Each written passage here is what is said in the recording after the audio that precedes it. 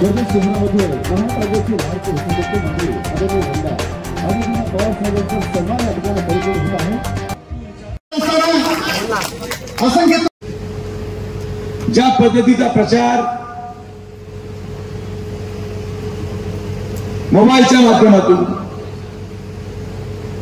ज्या पद्धतीचा प्रचार सोशल मीडियाच्या माध्यमातून करण्यात आला, ही पहिली वेळ अशी असेल जिल्ह्यामध्ये की लोकसभेची निवडणूक देशहितावर बोललं जात नाही, देशाचा नेता कोण निवडायचा याच्यावर बोललं जात नाही, जिल्ह्याचा विकास कोण करतंय याच्यावर बोललं जात नाही,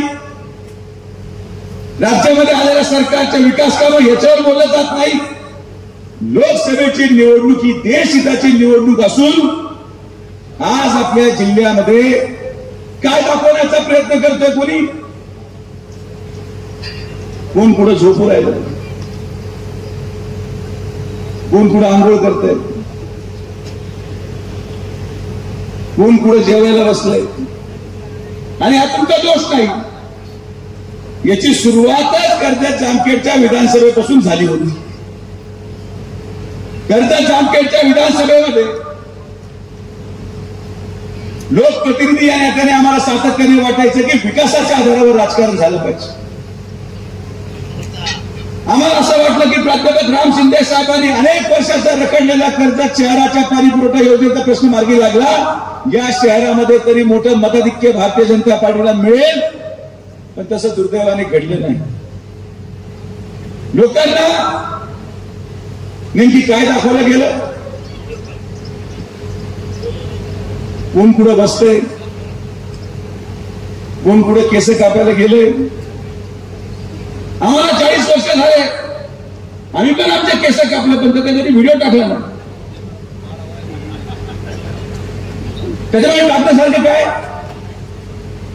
आम्ही पण पंक्तीमध्ये बसून जेवलो, आम्ही पण टपरीवर चहा घेतो, आम्ही पण ज्येष्ठ नागरिकांना नमस्कार घालतो, पण प्रत्येक गोष्टीचा व्हिडिओ टाकून आपण कसं सामान्य आहोत आणि समोरचा व्यक्ती कसा प्राबल्य आहे आणि कशी ही लढाई धनशक्ती विरुद्ध जनशक्ती आहे असा जो भासवण्याचा प्रयत्न काही कालावधीमध्ये केला गेला। मला एक सोपा प्रश्न माझ्या समोरच्या उमेदवाराला विचारायचा आहे। 45 दिवस झाले निवडणुकीची प्रचार रणधुमाळी सुरू होऊन, आणि या 45 दिवसामध्ये एकदाही समोरचा उमेदवार जो एका सत्ताधारी पक्षाचा 5.5 वर्ष राहिलेला आमदार आहे, हा काही नौका उमेदवार नाही, हा काही जिल्ह्यासाठी नवा नाही, हा या अहिल्यानगरच्या लोकसभेमध्ये एका सत्तेमध्ये राहिलेला 5.5 वर्षाचा आमदार आहे। मी पत्रकारांना विचारू इच्छितो की या 45 दिवसामध्ये एकदाही समोरच्या उमेदवारामध्ये धाडस झालं नाही हे सांगायचं की मी पारनेर तालुक्यामध्ये काय केलं हे पाहूया आणि मग मला मतदान टाका, ही हिंमत त्याची झाली नाही। काय कारण असेल विचार करतो मी। माननीय दादांना विनंती करेन, दादा तुम्ही तुमच्या भाषणामध्ये जेव्हा उल्लेख करतात की हा समोरचा व्यक्ती माझ्याकडे होता, मी त्याला भरपूर विकासाचा निधी दिला, आज तुम्ही पारनेर तालुक्यामध्ये जात आहात, एकदा तुम्ही दिलेल्या निधीचं काय झालं आहे एकदा जनतेला विचारा। जेव्हा आदरणीय प्रधानमंत्री नरेंद्र मोदी लोकसभेसाठी उभे राहिले, 2014 मध्ये माननीय प्रधानमंत्र्यांची ओळख हे गुजरातच्या विकासावर अवलंबून होती। लोकांनी गुजरातचा विकास पाहिला आणि लोकांनी हे स्वप्न पाहिलं की या गुजरातचा विकास या ठिकाणी देशाचा विकास अशा पद्धतीने होईल, आणि मग आदरणीय प्रधानमंत्री प्रथम निवडून आले आणि आदरणीय प्रधानमंत्र्यांनी विश्वासाला साथ ठरेल असं काम केलं। पण आज 5.5 वर्ष ज्या तालुक्यामधून तुम्ही आमदार म्हणून काम केलं, तुम्ही या ठिकाणी दुसऱ्या तालुक्यामध्ये येऊन लोकसभेमध्ये मतदान मागतात। माझी फक्त एकच विनंती आहे आणि सगळ्यांना हात जोडून विनंती आहे, आज ही सभा संपल्यानंतर आम्ही सगळे गेल्यानंतर सगळ्यांनी आपला फोन बाहेर काढा आणि एकदा माझ्या समाधानासाठी पारनेर तालुक्याला फोन लावा, तुमच्या नातेवाईकांना लावा, तुमच्या मित्र परिवाराला लावा, व्यापाऱ्यांना लावा, माता भगिनींना लावा, तुम्हाला ज्यांना वाटतं त्यांना लावा, पूर्ण सूट आहे. कुठल्याही पक्षाचा असो, कुठल्याही जाती धर्माचा असो, कोणत्याही व्यक्तीला एकदा फोन लावून त्याला एकच प्रश्न विचारला की हा तुमचा 4.5 वर्ष राहिलेला सत्ताधारी आमदार आज आमच्याकडे लोकसभेमध्ये मत मागायला आलेला आहे, आम्ही काय केलं पाहिजे? या प्रश्नाचं उत्तर जर तुम्ही ऐकलं तर तुम्हाला लक्षात येईल की 4.5 वर्ष पारनेर तालुक्याने काय काय सहन केलं. तुम्ही कधी आपल्या स्वप्नामध्ये देखील अशी भयानक परिस्थिती जनसामान्य माणसाची पाहिली नसेल जेवढी त्या तालुक्याच्या गोरगरिबांनी मागच्या 4.5 वर्षामध्ये अनुभवलेली आहे. हे जे चित्र दाखवलं जातंय या चित्रामध्ये आणि वास्तविकतामध्ये जमीन आसमानाचा फरक आहे. 2019 साली हेच चित्र त्या तालुक्याच्या जनतेला दाखवलं गेलं. हे सगळे व्हिडिओ, हे सगळे भाषण, हे सगळं सामान्य राहण्याचं ढोंग हे त्या गरीब जनतेला दाखवलं गेलं.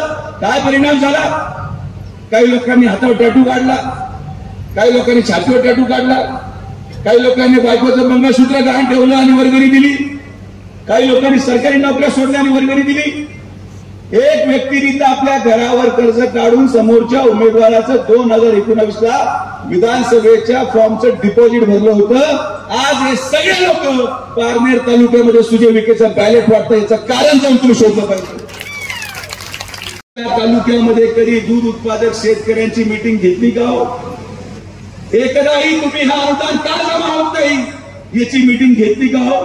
तुम्ही शेतकऱ्यांच्या स्वतःला कैवारी समजता, पण एकदा तरी या महाराष्ट्र शासनाची योजना गोरगरीब जनतेपर्यंत पोहोचवण्यासाठी तुम्ही प्रयत्न केला का हो? हा एक फार मोठा षडयंत्र होता की स्थानिक लोकप्रतिनिधी राज्य सरकारमध्ये महायुतीच्या सरकारची योजना ही गोरगरीब जनतेला मिळू नये यासाठी रचलेला षडयंत्र आहे. आज तुम्ही आमच्या विरोधात भाषण करतात, जनता तुम्हाला देखील तुमच्या निवडणुकीमध्ये पाहिल्याशिवाय राहणार नाही. वेळ प्रसंग प्रत्येकावर येतो आणि म्हणून माझी आपल्याला हात जोडून विनंती आहे की येत्या 13 तारखेला जेव्हा आपण मतदान टाकायला जाल, या मतदानाच्या माध्यमातून माझा अनुक्रम क्रमांक. मी सभागृहात होतो, दादा बाहेर होते. दादांना प्रतिक्रिया विचारल्याच्या नंतर त्यांनी सांगितलं आमचे महायुतीतले सहकारी आमदार MIDC वरती बारीक लक्ष ठेवून आहेत.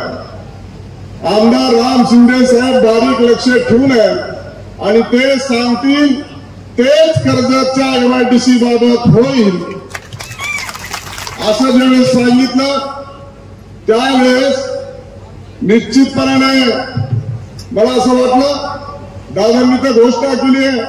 उद्योग मंत्री उदय सामंत साहेबांनी सांगितलंय. मला काही दिवसानंतर मी ज्यावेळेस सीलिंग करून जात होतो, बिपिन शर्मा नावाचे चीफ एक्झिक्युटिव्ह ऑफिसरचा फोन आला, उदय सामंत साहेबांचा फोन आला. ऑनलाईन रस्त्यावर कॉन्फरन्सवर मिटिंग झाली म्हणजे दादाचे आदेश आहेत तातडीनं MIDC झाली पाहिजे. आणि दादा आपण कर्जतमध्ये येण्याच्या अगोदर MIDCची अधिसूचना निघाली आहे. कोंबळी, रवळगाव आणि थेरगाव इथे 1200 एकरामध्ये MIDCची अधिसूचना निघाली आहे. जे मी ऐकत होतो ते प्रत्यक्षात प्रत्यय आला. दादांचे आदेश आणि दादांचा निर्देश याच्यानुसार कर्जतला रखडलेली MIDC मंजूर झाली. पण ज्यांना MIDC करायची नव्हती, लोकांना खेळवायचं होतं, भूलतापा द्यायच्या होत्या, युवा संघर्ष यात्रा कर्जतवरून थेट नागपूरला काढली. अर्धा किलो वजन नाही कमी झालं. गाव आलं की उतरायचं, गाव गेलं की गाडीत मध्ये बसायचं.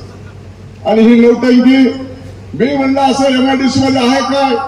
रात्री सुद्धा संत शिरोमणी गोदड महाराजांच्या नगरीमध्ये सांगितलं की MIDC मंजूर झाली होती, ती रद्द केली. माझं त्यांना आव्हान आहे, मंजुरीचा आदेश दाखवा आणि मग बोला. त्या MIDC मध्ये पाटागाव खंडाळ्याच्या MIDC मधलं नाव शेतकऱ्याची वाचतो. जर आपल्या गावात अशा नावाची माणसं तालुक्यात जर आढळले तर मला सांगा, तालुक्यातली नावं काय? आणि अग्रवाल, पोद्दार, शिर्के, जैन, छेडा, खन्ना, रॉय, थारुणाल,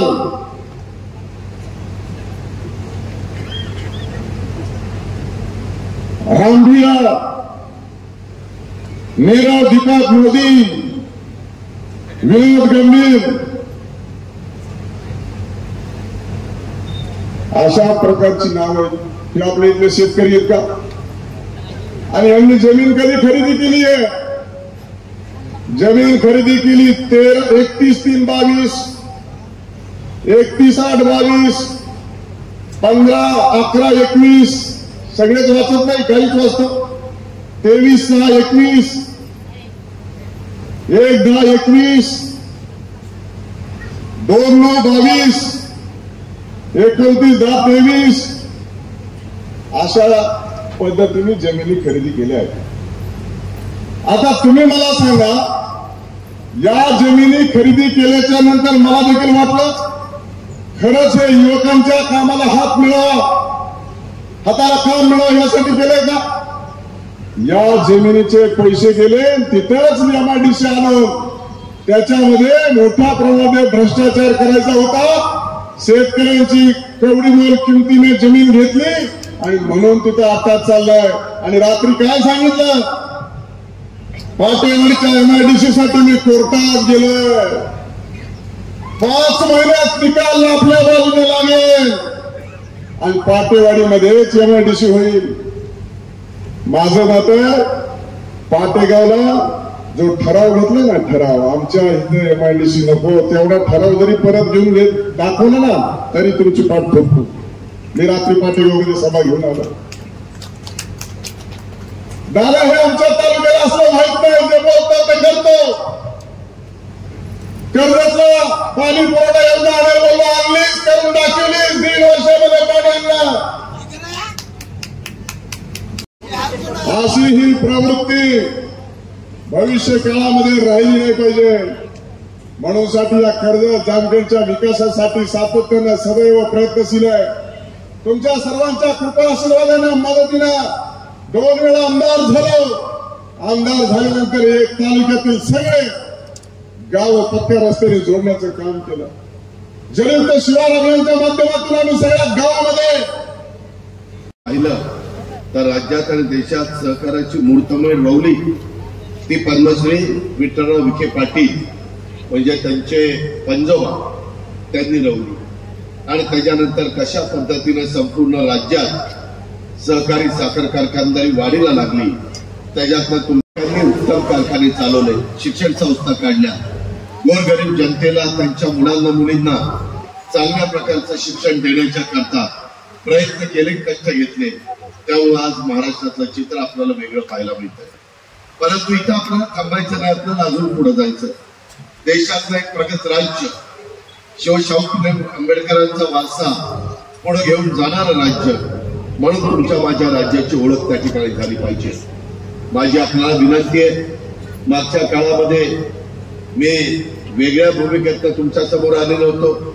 आज राष्ट्रवादी काँग्रेस पक्षाच्या 80% आमदारांनी आणि आमच्या पदाधिकाऱ्यांनी त्या बाबतीमध्ये महायुतीमध्ये जाण्याचा निर्णय घेतला. त्यामध्ये आम्ही पवार साहेबांना सांगितलं, पवार साहेबांनी पण सांगितलं की ठीक आहे तुम्ही चर्चा करा, परंतु सातत्याने त्याच्यामध्ये बदल होतात आणि त्याच्यामुळे आमच्यासारखा कार्यकर्ता भूतकाळामध्ये पडतो. सुरुवातीपासूनची हिस्ट्री बघितली तर तेच चित्र आपल्याला सगळ्यांना पाहायला मिळेल. त्या खोलामध्ये मी जात नाही कारण त्याला वेळ फार लागेल. पण मित्रांनो, कधी आम्ही वडीलधाऱ्यांचा अनादर केला नाही. वडीलधाऱ्यांना दैवत म्हणून आम्ही काम केले. परंतु वडीलधाऱ्यांनी तरी 80 वर्षाच्या पुढे गेल्यानंतर इतरांना संधी दिली पाहिजे. इतरांना संधी कधी मिळणार? त्यामध्ये राज्य सरकारमध्ये 58 वर्षाचा कामगार झाला, अधिकारी झाला की तो रिटायर होतो. IAS ऑफिसर 60 वर्षाचे झाल्यावर रिटायर होतात. राजकारणामध्ये भारतीय जनता पक्ष 75 वर्षाचे झाल्यानंतर बहुतेकांना रिटायर करतात. परंतु आमच्यामध्ये पुढे रिटायर व्हायचं नावच घेणं. आम्ही 60च्या पुढे गेलो. आम्ही किती दिवस थांबायचं? आम्ही कामात कमी आहे का? नाही. आम्ही विकास करतो का? करतो. प्रशासनावर आमची पकड आहे का? आहे. आमचा स्वतःचा बारामती तालुका कशा पद्धतीनं काय पालन केलं तुम्हालाही सगळ्यांना माहिती आहे. पिंपरी चिंचवड 25 वर्ष माझ्या तालुक्यात उत्तम शहर बेस्ट सिटी म्हणून त्या पिंपरी चिंचवडचा नावलौकिक झाला. आज तिथली लोक देखील मनापासून त्यामध्ये आम्हाला मानतात. कालच मी सगळ्या गप्पा मारण्याची तिथं सभा घेऊन आलो. मित्रांनो, आम्ही काम करू शकतो ना. माझ्या जिल्ह्यामध्ये देखील मी सगळ्या संस्था उत्तम पद्धतीने चालवल्या. त्याच्यामध्ये कुठेही अडचण येऊन दिली नाही. चांगले भाव आम्ही देतो. चांगल्या दुधाच्या संस्था चालवतो. चांगल्या शिक्षण संस्था चालवतो. काम करत असताना जातीचा पातीचा नात्याचा गोत्याचा विचार करत नाही. जातीय सलोखा राहावा म्हणून सर्वांना 18 पगड जाती 12 बलुतेदारांना बरोबर घेऊन जातो. यावेळेस निवडणुकीच्या निमित्तानं माझ्या पुढे एक प्रसंग आला की महादेव जानकरांना तर उमेदवारी 48 जागा दिली पाहिजे. परभणीची जागा माझ्या राष्ट्रवादीला आलेली होती. मी तिथं राजेश विटेकरला तयारी करायला सांगितलेलं होतं. तो 100% निवडून येईल अशा प्रकारची परिस्थिती होती. कारण मागच्या काळामध्ये तो थोड्या मतांनी पराभूत झालेला होता. परंतु सोशल इंजिनिअरिंग करण्याच्या करता मी देखील 2 पावलं मागे सरलो आणि तिथं महादेव जानकर साहेबांना उमेदवारी दिली आणि त्यांना निवडून आणण्याच्या करता एकनाथराव शिंदे, देवेंद्रजी, मी आम्ही सगळ्यांनी जीवाचं रान केलं. त्याच्यामध्ये स्वतः पंतप्रधान आले. पंतप्रधानांनी सांगितलं हा माझा धाकटा भाऊ आहे म्हणजे महादेव जानकर आणि त्यांनी सांगितलं की त्यांना निवडून द्या. शेवटी मित्रांनो, सर्वांना बरोबर घेऊन गेलं पाहिजे. सगळ्यांना सांगणं की या भागामध्ये देखील एक चांगला विधानसभा मतदारसंघ या नात्याने मी या परिसरामध्ये थोडासा माझा संबंध आला. जगदंबा सहकारी साखर कारखान्याच्या निमित्तानं तो कारखाना विक्रीला निघाला. बाळासाहेब कुठे बसले?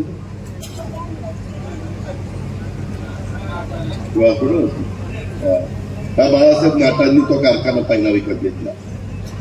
परंतु त्यांना त्याचे संपूर्ण पैसे भरता आले नाही. त्यांचे काही पैसे जप्त पण केले. पुन्हा नगर जिल्हा मध्यवर्ती सहकारी बँकेने दुसरं टेंडर काढलं. दुसरंही टेंडर त्याच भावाला मिळालं. त्यांचं हायेस्ट आलं. परंतु त्याच्यामध्ये पण त्यांची काही आर्थिक अडचण असेल. शेवटी सगळी सोंग करता येतात, पैशाचं सोंग नाही करता येत आणि त्याच्यामुळं त्यांना दुसऱ्याही वेळेस तो मिळाला नाही. मग पैसे भरता आले नाही का असे काहीतरी अडचण आली. तिसऱ्या वेळेस पुन्हा टेंडर काढलं. त्याच्यामध्ये आम्ही ब्राऊन शुगरने पण भरलेलं होतं. परंतु एक डायमंडवाला आहे त्यानं गुरु कम्युनिटीवाला त्यानं ते टेंडर भरलं 28.5 कोटी आणि त्याला तो कारखाना मिळाला. तो त्यांचा डायनामिक्स प्रोडक्ट ते आमच्या बारामतीमध्ये त्यांना त्या डायनामिक्सचे वेगवेगळ्या प्रोडक्टच्या करता साखर पाहिजे असते. मी त्यांना म्हणलं ते कारखाना घेतला 800 टनाचा तुम्ही काय दिवा लावणार? म्हणले नाही मला साखर पाहिजे. म्हणलं चालत होतो का? नाही म्हणले आम्ही करू काहीतरी करू. कुठलं आलं काही करता आलं. पुढा माझ्याकडे आले की दादा तुम्ही चालवायला घेता का? आम्ही एका कंपनीच्या मार्फत तो त्या ठिकाणी चालवायला घेतला. मित्रांनो, 800 टनाचा कारखाना. थोडासा राम शिंदे साहेबांनी जास्तीचं सांगितलं. परंतु पुढच्या वर्षी तो 17,000 टन मेट्रिक टनांनी तो चालणार आहे. 4 लाख लिटरची डिस्लरी केलेली आहे. भोजन तिथं चांगल्या पद्धतीनं केलेलं आहे. कशा करता केलं आहे? मला काय हाऊस होती म्हणून केलं. माझा नगर जिल्हा माझा आजोळ आहे. रावरी तालुक्यामध्ये देवळाली प्रवराला माझे मामा अण्णासाहेब कदम पाटील, तुम्हाला नाव ऐकून माहिती असेल, ते त्या ठिकाणी होते. त्यांचा मुलगा नंतर रावरी तालुक्याचा आमदार झालेला होता चंद्रशेखर कदम पाटील. त्या पद्धतीनं माझं इथं जाणं येणं होतं या जिल्ह्यामध्ये. मलाही वाटलं किंवा सगळेजण वेगवेगळ्या पद्धतीनं कारखाने चालवत आहेत. 2-2, 3-3 पिढ्या त्यांच्या ताब्याचे ते कारखाने 4-4 पिढ्या आहेत. हा कारखाना पूर्वीच्या बोर्डाला चालवता आला नाही. त्याच्यानंतर मला वाटतं ठोंबरे मला भेटले. ठोंबरे म्हणले दादा मी चालवायला घेतला परंतु माझ्याच्याने जमलं नाही. त्याच्यामध्ये नंतर अजून काही जण पुढे यायचा प्रयत्न केला. शेवटी आपल्या अहमदनगर जिल्हा मध्यवर्ती सहकारी बँकेने विक्रीला काढला आणि त्याच्यानंतरच्या बाकीच्या घटना मित्रांनो, तो कारखाना घेण्यामागचं कारण माझ्या जामखेड चालवायला, जामखेड कर्जत तालुक्यातल्या शेतकऱ्यांचा ऊस वेळेमध्ये जावा.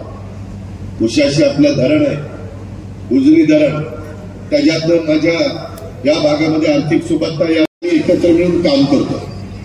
शेवटी कशा करता भांडायचं? इथं विकासाच्या बद्दल बोलायच्या ऐवजी प्रत्येक जण येऊन आपलंच कसं पुढे रेटता येईल ते रेटायचा प्रयत्न करायचा. हे असं राजकारण होत नाही. माझी कर्जतकरांना, जामखेडकरांना विनंती आहे की एकंदरीत यंदा उजनी धरण कमी भरलं. वास्तविक उंची, उजनीची फ्लॅगची उंची मी त्या काळात मंत्री असताना वाढवली. 100% धरण भरत नाही, आता 114% भरतं. कुणालाही जाऊन विचारा. 14% पाणी जास्त बसतं. केव्हा धरण भरेल तेव्हा. आता मात्र यंदा पाणी कमी होतं, खाली पाणी द्यावं लागतं. मित्रांनो, बिगवणवरून खेडला येणारा जो ब्रिज आहे, त्या ब्रिजच्या ठिकाणी थोडीशी त्यातल्या त्या धरणाचा एकंदरीत व्याप बघता रुंदी कमी आहे. तिथं माझ्या मनात आलेले बॅरेज टाकायचा. मी तशा पद्धतीने बॅरेजेस तापी नदीवर टाकले, मांजरा नदीवर टाकले, गोदावरी नदीवर टाकले.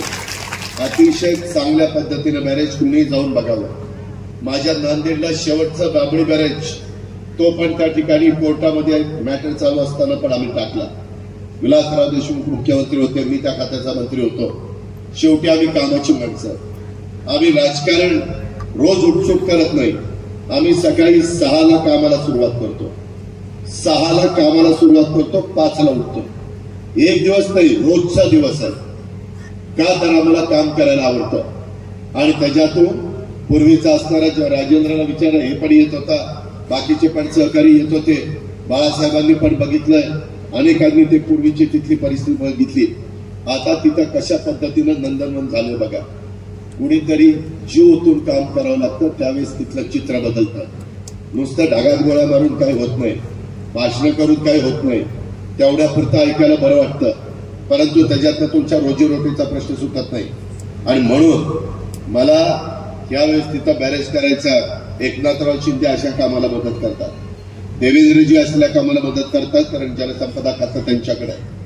अजित पवारकडे अर्थ खातं आहे. या कामाच्या करता जलसंपादन, अर्थ आणि शेवटची सही मुख्यमंत्री लागती. आम्ही करतोय. आम्ही पण बारामतीमध्ये एमआयडीसी केली, इतर भागात इंदापूरला एमआयडीसी केली, कुरकुमला एमआयडीसी केली. वेगवेगळ्या भागामध्ये आम्ही पण एमआयडीसी केलं. परवा भोरला गेलो होतो, तिथं पण एमआयडीसीचा शब्द दिलाय. आम्ही जसं बोलतो तसं वागतो, परंतु आम्ही त्याच्यात राजकारण करत नाही. माझी तुम्हाला विनंती आहे, मागच्या वेळेस मी तुम्हाला सगळ्यांना जो उमेदवार दिला, तो उमेदवार माझ्याच घरातला होता. मी म्हणलं बाबा त्याला उभं राहायचंय, जिल्ह्यामध्ये मी आहे. सगळ्यांनी जिल्ह्यात उभं राहून कसं झालं, त्यानं हडपसरला उभं राहायचं ठरवलेलं होतं. त्याची सासूरवाडी तिथे. म्हणलं सासऱ्याची मतं मिळतील, बाकीचं काय होईल. शेवटी जनतेची मतं मिळावी लागतात. पाहुण्यारावळ्यांची मतं मिळून राजकारण घडत नाही. शेवटचा माणूस 18 पगड जाती 12 बलुतेदारांची मतं मिळाल्यानंतर आपण निवडून येत असतो. आणि मग त्याच्यातनं नंतर कर्जत तालुका निवडला गेला. इथं ऊसाचं पण क्षेत्र वाढत होतं, आम्हा लोकांचं काम पण होतं. मित्रांनो, या भागामध्ये मी सरकारमध्ये गेल्यापासून अनेक प्रकारचे रस्ते राजेंद्र झाले की नाही, पहिल्या काळातले आणि नंतरच्या काळात प्रचंड रस्ते केले.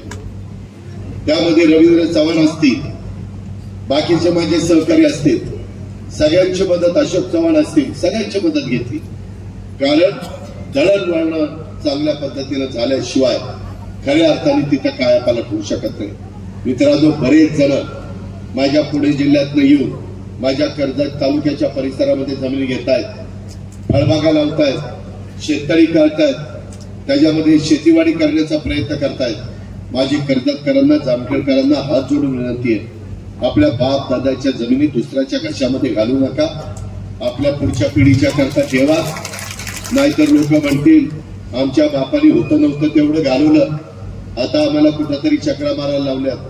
ही वेळ तुमच्या मुलांच्यावर, तुमच्या नातवंडांच्यावर, तुमच्या पतवंडांच्यावर येऊन देता कामा नये.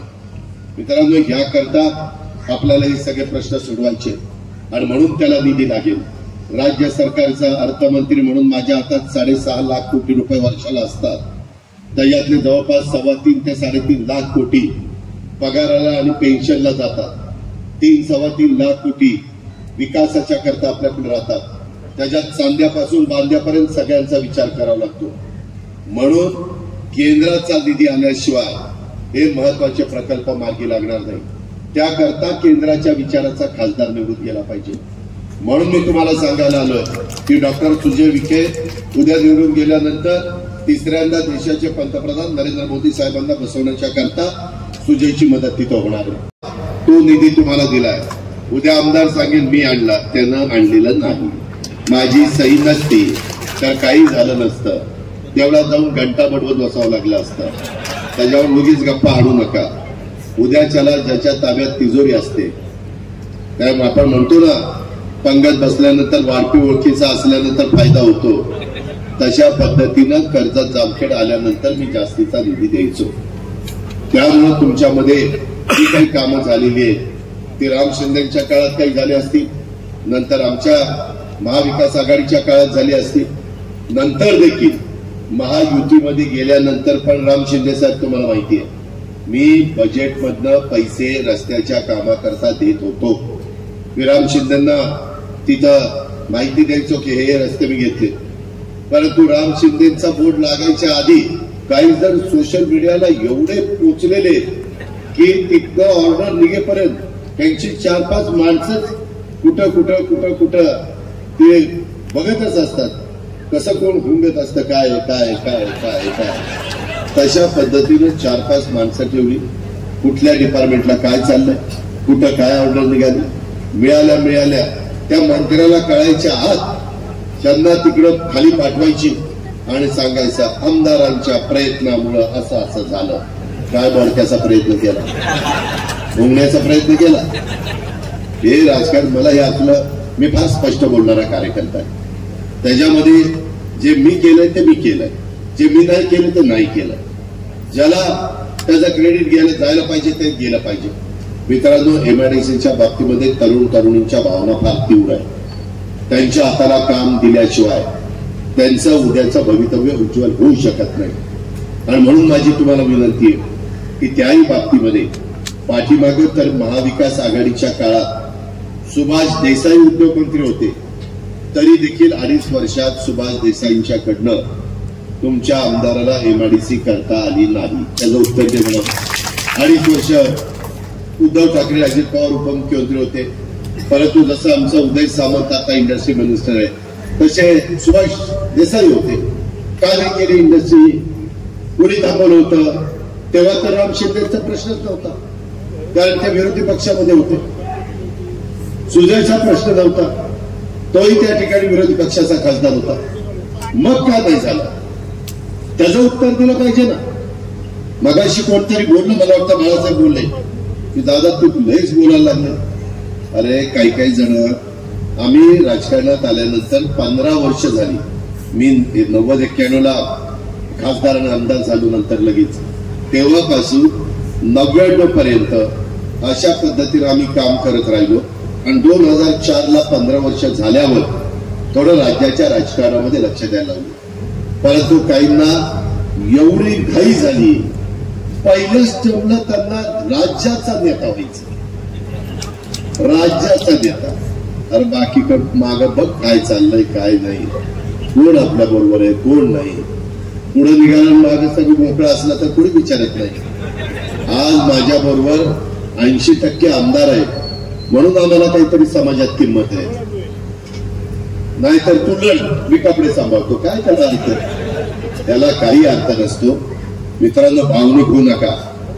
भावनिक होऊन प्रश्न सुटत नाही. आज देखील समोर मी सुजयच्या जे उभा आहे त्यांना पण मी गेले 4.5 वर्ष निधी देण्याचं काम केलं. जो काही निधी आला त्याला आम्हीच कारणीभूत आहे.